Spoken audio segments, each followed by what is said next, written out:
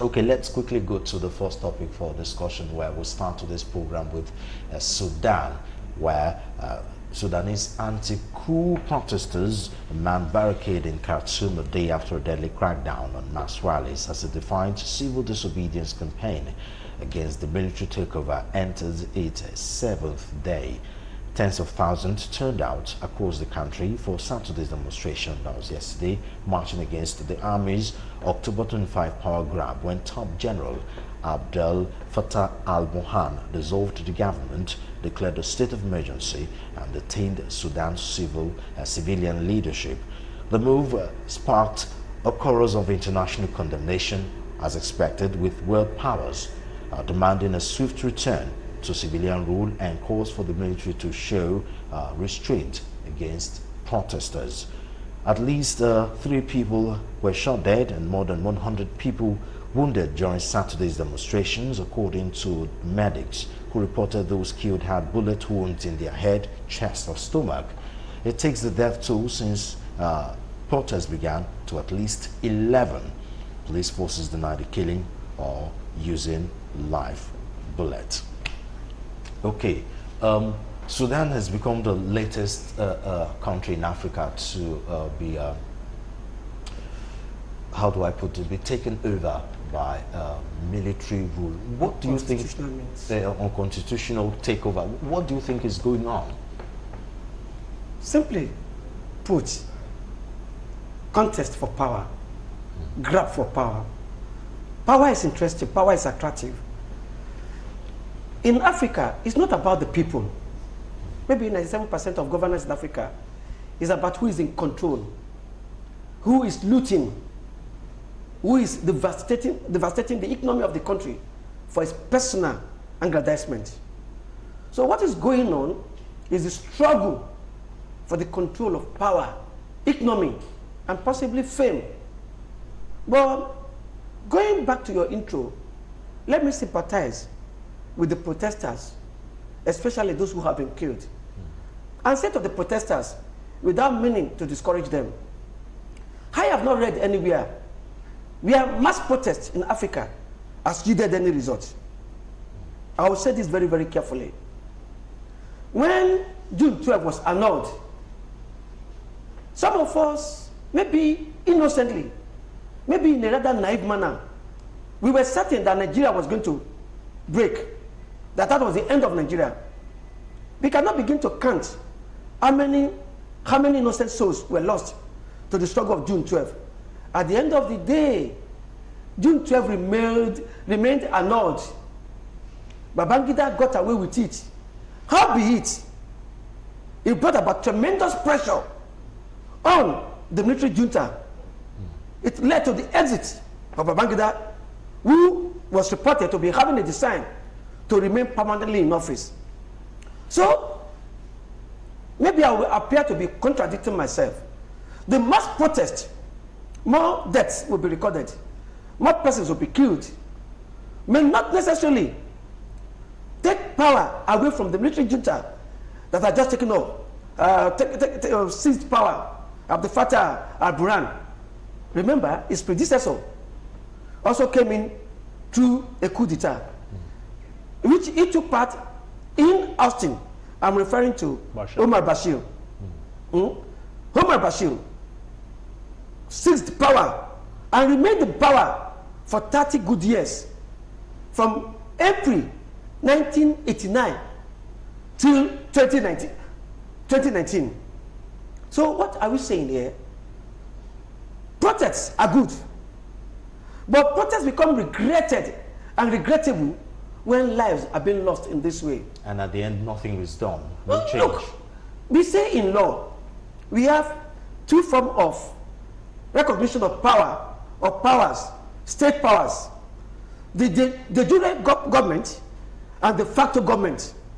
Yes, theoretically, all over the world, what we are taught as lawyers is, when you seize power, you have committed a crime against the state. That is theory. But when you get away with seizing power, what happens is that you therefore become the de facto government of the day. That is, in reality, you are now the government in power. Babangida came in through a coup d'etat, seized power from Muhammadu Buhari. Now, Babangida came, made a number of laws, a number of legislations, did a lot of things. He got away with it. So, the jury, the legal authority to be recognized in governance, according to the law, is the democratically elected government. But de facto, the moment coupists seize power and they get into power, the first thing they do is to oust the jurisdiction of the constitution. They now begin to rule by military decrees and fiats. So it's a little dicey. The world knows that the moment they're in power, they remain in power until they're ousted. But brilliant students, some school of thought are saying, never mind, even if you seize power and you rule for the next 50 years, when eventually you leave power, you still remain a criminal against the state. You can still be tried. You can still be tried for having plotted a coup against the state. But theory, I consider that to be theoretical. For a man, for example, when Babangida had to leave power, or let us look at the Tunde Diagbo and Buhari regime. When the coup was announced, Nigerians took to the streets. They were jubilating. They were applauding the coup. Therefore, giving recognition to the coupists. The people you wanted to save, the state said you could not plan a coup. But remember, governance is about the people. Some have defined the democracy to be government of the people, for the people, by the people. But the democratically elected people are not doing the will of the people. They have messed up everything, such that hunger is on the increase, like we are presently recognizing or witnessing. And then some have cried to the military boys. Is this the way you are going to look at us, that we have mass deaths without being killed by bullets? People are hungry. Our children cannot go to school. Do something. Then, you know, when the Gideon Oka coup, which was unsuccessful against Babangida, and so many other coups, the first thing that we announce is that we have come to save the country from collapsing, to save the economy from being destroyed. But lo and behold, at the end of the day, they leave us more devastated than we are the methods. So where do we go from here? You got my point? Yeah. So, coup. Now we've had a coup in Mali. We've had a coup now in Sudan. Sudan is the latest. We had in Guinea. We had in Guinea. Now we say, concerning these coups that we are witnessing, though you said in your intro that maybe their democracies are not as strong as ours, do not forget what we say, and I'm sure my learned friend too will be aware of this, what we call the contagion effect of coups. Contagion from the word contagious, that which could lead, which could be attractive. It's just like a kidnapper has gotten away with millions of naira, perhaps dollars, in kidnapping. It will it will be contagious to others. It will attract others. It becomes a contagion. There will be other kidnappers, like you are witnessing today. So from one coup, to another, it has a contagious effect. It becomes a contagion. It has a multiplying effect. A multiplying effect. So military experts are saying that other countries should watch it, and the only way to stop these coups is to have responsive, and accountable democratic governments. Okay, we'll talk about that. Let me hand it for. Let's have a view on it. What do you think is going on? Yeah, I think that the reason we're still having coups in Africa, as against developed clans, is because previous coups have not been, coup plotters have never been successfully prosecuted and convicted.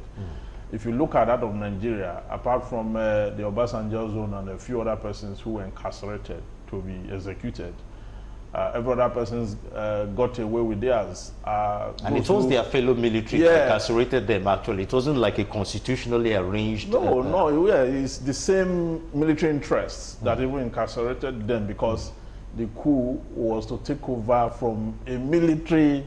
You know, there are two different kinds from one military administration to another. There is this unconstitutional takeover of government, which happens to be a military man taking over from a civilian or a democratically elected president. But where a military man, plot to take over from another military man, it's not exactly an unconstitutional means, because the de facto government itself is unconstitutional. So it's like putting wrong on top wrong. So they are both wrong. So what you have now is that in Africa, apart from the attempt made by the military, to prosecute and convict or incarcerate those who have attempted to take over from them. If you look at the civilian balance, the military taking over from civilians, nobody have actually been adequately prosecuted. And then you look at it, you find out that in Africa, not only that the civilian governments or the democratically elected government have failed, even the military interventions that we have recorded from the experience and history, they too have contributed more woefully to the entire economy of the African status. Now look at Africa, for example. Do you know that apart from West Africa, you need visa to get into other African countries where nothing is happening? I need a visa to enter Kenya. I mean, they will stamp me in 90 days. When I get in, they'll stamp me in 90 days. I need a visa outrightly from here to get to South Africa. What exactly is happening in those countries? That Africa have not been able to unify its interests, not even economic interests, trade alone. Now, Africa have not been able to unify its region in terms of road network to explore the advantage of this space that is the hallmark, the hub of material and natural resources, where all over the world is source crude resources from Africa. Then Africa, where you have the deposit, cannot come together to harness it through trade, industry, and commerce and investment to enhance itself before it presents itself to the outside world. So it tells you that not only that leadership is lacking in Africa, but that Africa have not been able to unite in terms of politics. Look at Sudan. I mean, we had someone who had been there for 30 years. You have another. The democracy in Africa, it's not actually democracy. They are monarchical system camouflaging itself as democracy. Because unlike Nigeria, where it is clear that after 4 years, you either leave office or you recontest as a president, okay? In some African countries, the constitution have no recognition for tenure. So you can just be contesting as long as you want. Look at Yahya Jammeh of the Gambia. He was defeated, he refused to leave. It took the intervention of the United Nations, okay, to send in troops, and then a lot of warnings after he has lost elections. Okay, look at Guinea. And look at the whole space. So apart from maybe Tanzania and South Africa, the whole of Africa is in trouble democratically. Yeah, democratically, we're doing well. Even Ghana, they're beginning to. Well, Ghana is picking up economically and politically. Yes. We don't have more than 4 countries in Africa that can really boast of. Okay. But then we have the potentials for greatness. We have the potentials to dominate the world, but we're not. Our leaders first, they are not thinking. They stopped thinking a long time ago. By now, they should have united. We should have this visa regime should be excoriated. Let's have free flow, because movement is economy, where you cannot get people to move into space and do business to create prosperity and employment. You know, some of this issue of unemployment we'll talk about in Africa, heavy, like in Nigeria, we're contending with 56% or more, okay? If a simple policy, okay, as, taking up the visa regime will let people to be able to, those who have no white-collar jobs or permanent employment, can take goods from their location to other locations of Africa to sell, to transact, to do it will reduce unemployment in a way. But we're not seeing it that way. Look at sports, for example. Okay, we look at the European countries, how they take the matches from one city to another. People troop into those cities, spend money there, pay hotel bills, money coming to those economies, okay? Africa can do that if we have like sports tourism. Yes, if we have good road network, we can host the World Cup, and then the entire world will come to different cities in Africa. Once there's link roads, okay, they will spend money there without going through lots of bottlenecks and yes, and then you will have huge inflow seasonally into the economy. In doing that, Africa will begin to grow, but our leaders must do more. They must do more. ECOWAS must wake up, the AU must wake up, and all other international organizations within the African space must wake up and do the needful. Now, at the United Nations General Assembly, the President Muhammadu Buhari, did this warning, even though he got a backlash, you know, the fact that people are saying he wasn't the right person to note some of this unconstitutional takeover because of what's happening in the country. But that message was quite apt, don't you think? I don't think so. This time we are going to look at the messenger, not necessarily the message.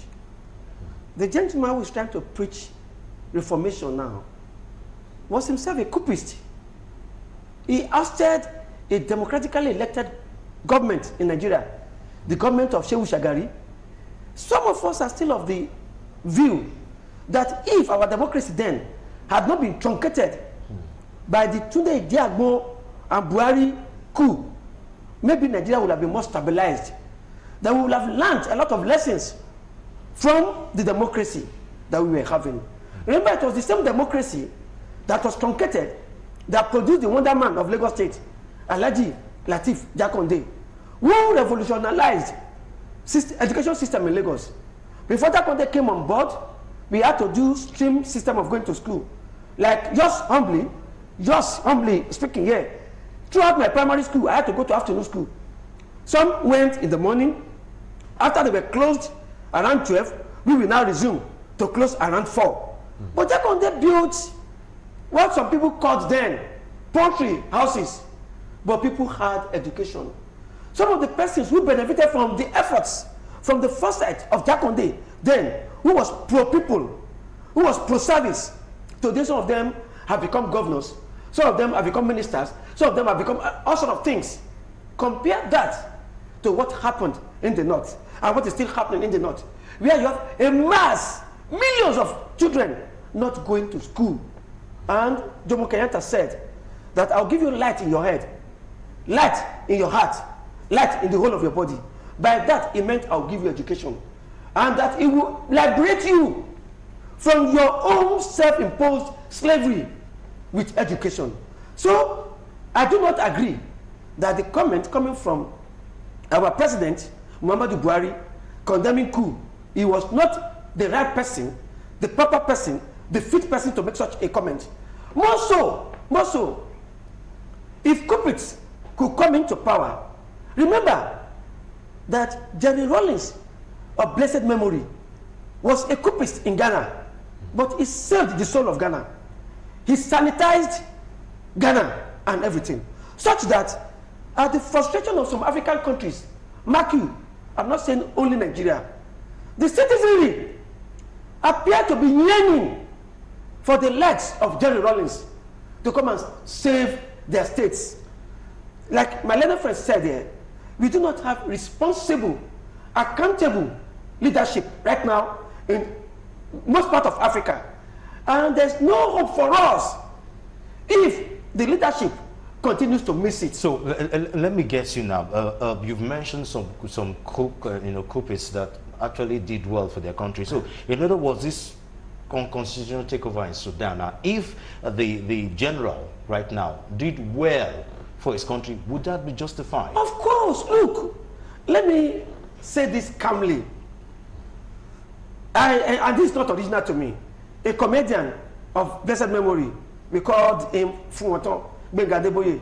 He said, if a military man came into power and a bag of rice becomes 2,500 naira, from 28,000 and a bag of rice becomes 2,500 naira, and a loaf of bread becomes 50 kobo, and everything becomes cheap and affordable, and our youths can work. Look, in Yoruba land, there's something we don't ever pray for. You know what it is? Hunger. Such that we have a powerful proverb that says that meaning when hunger is taken out of poverty, there's no poverty. The successive governments we have had in Nigeria have continued to impoverish us. We are hungry. So I am saying to you categorically, if the man in Sudan can make life affordable, can make the children of Sudan go to school, give them free education, flood the streets with food, Sudanese, we pray that should remain there forever. Like some of us have said. If we hold that view, let me just land, please. Let me just land, please. Okay. Because if my learned friend is going to say, and I like his interjection, that if we had that view, that maybe there will be more coups in Africa. The question I'd like to ask my learned friend proactively is this: if a coupist can save his country, bring industries in, the law of the country, such that we begin to have a Dubai in Africa, I would rather go for a coupist than that democratic person who does not know what he's doing. Okay, let's... I would rather say objectively that I will not toe that line. I think if a particular president, civilian or democratically elected president, is not doing well, let the people use a constitutional means to take him out. Okay? Let them vote him out and then vote in a candidate of their choice. If that other candidate is not doing well, they should also vote him out in future. The reason I'm saying this is because if we begin to establish and justify unconstitutional means of taking over power, then there will be no need for us to have constitutions. So what will you say about what happens to some of these other African countries where the people have cried? And of course, there are elections, you know, fraught with lots of irregularities, and that the wrong president keep coming in. Yes, a wrong president keeps coming in. Which has happened several times. Yeah, it has happened several times, but there is another question to that question, and the question is that with the successive or the military interventions that we have staggered military interventions we have over time, has it really saved Africa from the problem that Africa is in? Okay, so if he has mentioned one like Jerry Rawlings of Ghana. Jerry Rawlings' case, he came in at a point where corruption has almost ravaged the country. He was able to salvage the country, and after salvaging that, is it like he was willing to yield power back to Sudan and democratic. That is to say, the intention from the outset, okay, was to correct a wrong and exit. So his case was an exemption. Yes, his case was an exemption. Okay, which means by and large, whatever the intention, military takeover is not condoned. Military takeover is not the right means. It's not the right means because when it happens, first it will take lives. Second, it will suspend the constitution. Okay, they will create a system of government that is authoritarian and enhanced by fiat. Okay, procedures and processes will be dismantled, and then they will start to create their own way. Now, sometimes they militarize the whole place. Let's use what's happening here now as a point of contact. We have a civilian rule,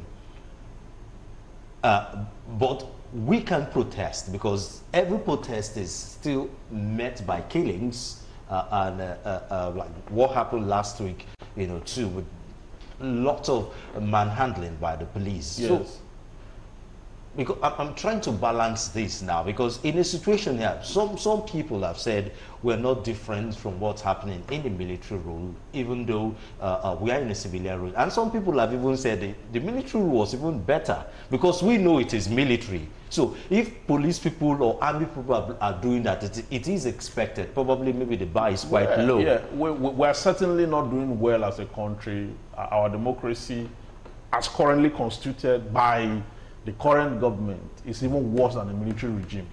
Okay, it's worse than a military regime. So, and if it's worse than a military regime, it means that it is just like a military regime. So I would rather suggest that instead of having a coup, okay, where we know where the interests, we know how military coup had been in this country, we know what it has led us to. It has taken us backward more than we have. We don't have the likes of Jerry Rawlings here. I want to presuppose, yes, we don't have the likes of that kind of military coup that you are asking for, that will put things right in the interest of the entire masses. Okay, what we have is self-centered. So even the same democracy we have, okay, there's an aspect of it, defense and security, that the army controls. Okay, look at how they have treated insurgency, banditry, kidnapping, and the rest of it. Okay, look at how funds that are meant to buy arms have been diverted, and then soldiers will have to, junior soldiers will have to go and face the insurgent without arms, proper arms. So when you look at your country and the structure and the way the people behave, you cannot compare it with what you have outside there. So by and large, even in the same Ghana, there are people who are against Jerry Rawlings' intervention to date. Okay, so if the system of government allowed by the Constitution is democracy, let's have democracy. If we don't have democracy, you know you don't have democracy. Okay. But you cannot have democracy and then... No, I think my learned friend are saying the same thing from different perspectives. Okay. If we are going to go deeper, I would still want to say, after all, what is governance all about? My submission is this. Governance should be about the people, not the interest of the leaders alone. If my learned friend said he would rather have a democratically elected government succeeding another democratically elected government, you pose the question. I'd like to establish on it. Okay. How transparent, how reliable is our democracy?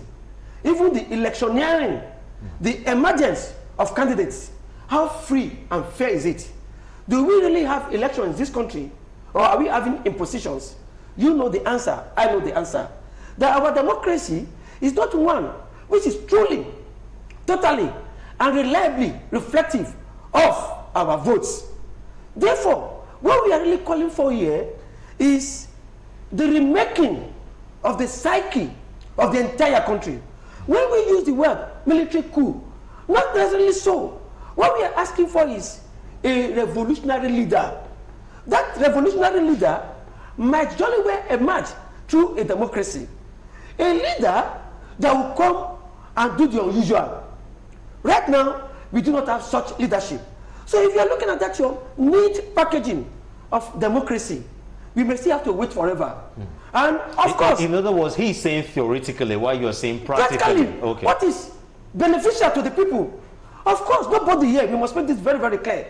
Nobody is asking that any soldier should take up guns against the government. I'm saying you shouldn't use wrong to achieve that purpose. No, it depends on what you call wrong, please. What is wrong by the Constitution? No, wait, what is wrong by the laws? Wait. Well, I have this theory. And I keep repeating myself like a bad record. The interest that should be paramount is the interest of the people. As a cancer, as my learned friend, you know the school of thought, Jeremy Bentham, when you talk about happiness, it says the greatest happiness for the greatest number of people is what is acceptable. It's not as if you are going to satisfy everybody. But for goodness sake, my brother, they said they were closing the border so that illegal importation of arms will not come to the country. Since they closed the border and hunger skyrocketed, since then, banditry... Arms are still coming in anyway. In fact, they skyrocketed.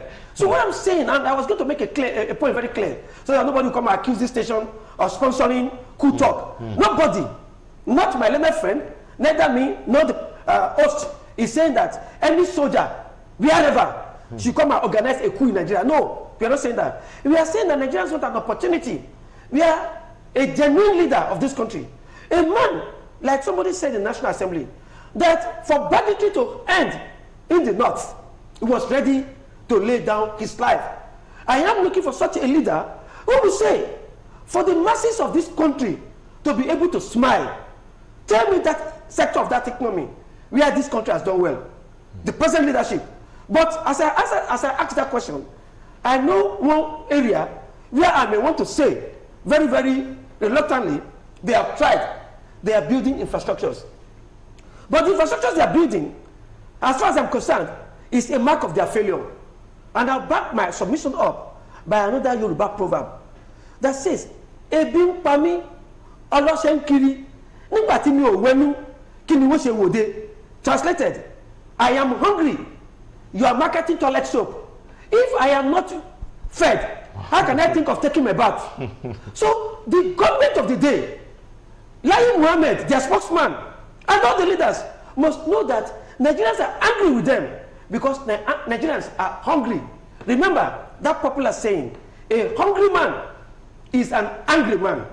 Therefore, the man who is able to give us electricity, Nigerians are very, very hardworking people. We are happy people. But right now, we are bitter because even the electricity that they promised us, we can't have it. The food that was very cheap before Buhari came in, food is beyond our reach now. How much is the cost of cement? So this government must realize that those of us who are saying this, we are patriotic Nigerians, more patriotic than some of their ministers, more patriotic than some members of the National Assembly. Okay, now let's end it with, how do this wrong be righted? How can this unconstitutional takeover be stopped? I mean, we have lots of leadership issues in Nigeria. Foremost of it, greed, corruption. Thank you. You know, and in the situation where this country have a democratically elected government, and the hunger now goes higher than when they were ruled by the military. How do you think this military coup, this unconstitutional takeover, how do we stop it? Well, I think there should be a general call in Africa, because now we're addressing Africa and we're using our Nigeria as a case study. Now, there should be this general call for accountability and leadership, that we must, as a matter of necessity in the whole of Africa, live by the rules of law. If you go to civilized countries, okay, these countries became what they are today basically by rules of law. Okay, go to the Scandinavian countries. In most of the Scandinavian countries now, they are shutting down prisons. In Iceland, there's 0% crime rates as we speak now in Iceland. So the prisons are useless now. They are moving workers from prison to other ministries because it's unreasonable to commit crime there. Okay, that is a country that is not even profitable. It's not profitable. You must be a habitual criminal to commit an offense in Iceland because of the kind of economy that they have kept for their citizens. Okay, so coming down to Africa, we must devise an electoral system that will throw up the best and most credible among us. You see, because this military thing we are talking about, a lot of people are listening to us. Okay. And when we throw those analyses, they are very important because they shape a lot of ideologies. Okay, if you look at the coup that happened in Animal Farm by George Orwell, okay, man, you know, the animals came together and concluded that man was actually their problem, that Jones will not feed them, and in the morning he would take a whip and flog all the animals, whip them to line to go out to work. One day, they came together, you know, they decided that we're going to have a coup, we're going to overthrow man. They wrote their anthem, Beast of England, Beast of Ireland, Beast of every land and clime. Okay, and a joyful story. Yeah, they did that. Now, what happened thereafter? They conquered man and took over power. Now, the most intelligent among them, Napoleon, Snowball, and the rest of them, who are the most intelligent, they came up with a constitution. Okay, the constitution was very clear enough. The overriding principle in that constitution is that all animals are equal. Okay, that is the template. That's where they started from. Mark is narration. Okay. All animals are equal. Was the template. That is where they started from. Okay, then they got to a point where part of the food that was collected and the milk that was collected for feeding, okay, at a particular season for ration, they found out that the most intelligent among them took the milks away and offered others grass. Okay, now they got to a stage where Benjamin was described by George Orwell as the strongest among them, the horse. They said he can do the job of 10 animals put together in the farm. Okay, the day he fell sick, he was sold to the knackers. The knackers is a slaughter where he was slaughtered. Snowball was chased out because of his radicalism. Okay, and then what man, the level of hardship man could not inflict on animals, animals started inflicting that on themselves. And changed the constitution. And the end of the day, at the end of the day, they went and altered the constitution without a sitting, without a legislative or coming together an assembly that all animals are equal, but some are more equal than others. So the same thing is, if you look at our military system, They will tell you the economy has crumbled. What were the excuses given in January 1st, 1966? That there was mass corruption, there was injustice, there was social unrest, there was economic injustice, and their intervention is to right the wrongs. What happened thereafter?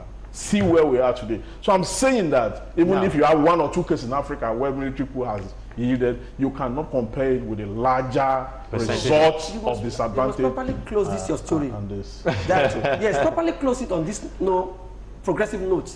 That the story in Animal Farm, a novel by George Orwell, was actually meant as a warning to humanity.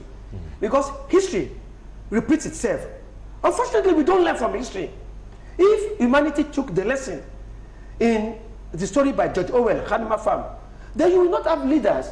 We will say, I have come to right the wrongs, ending up committing more wrongs.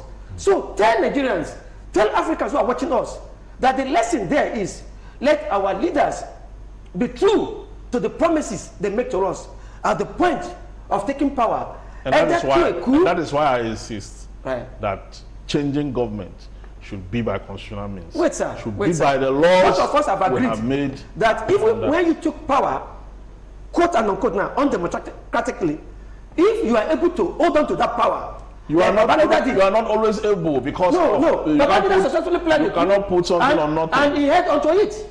He planned the coup.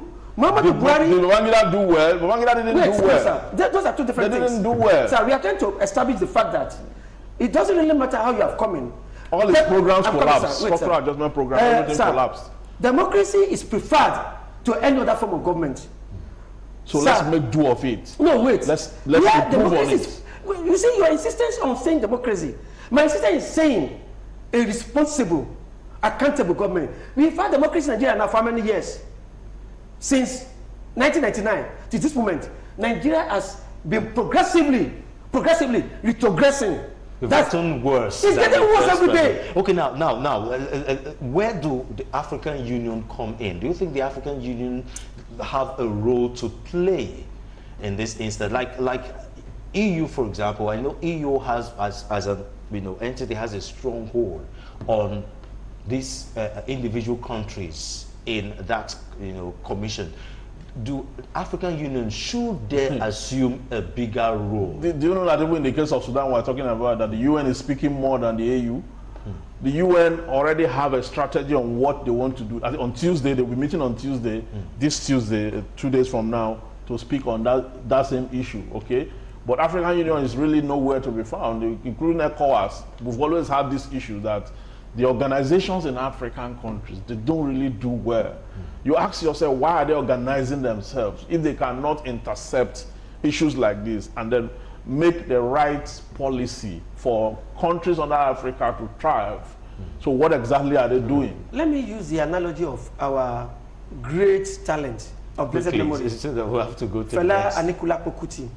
He asked us, rhetorically, a man of wisdom, if my little friend is busy here praising the United Nations, Fela asked, what is united about the United Nations?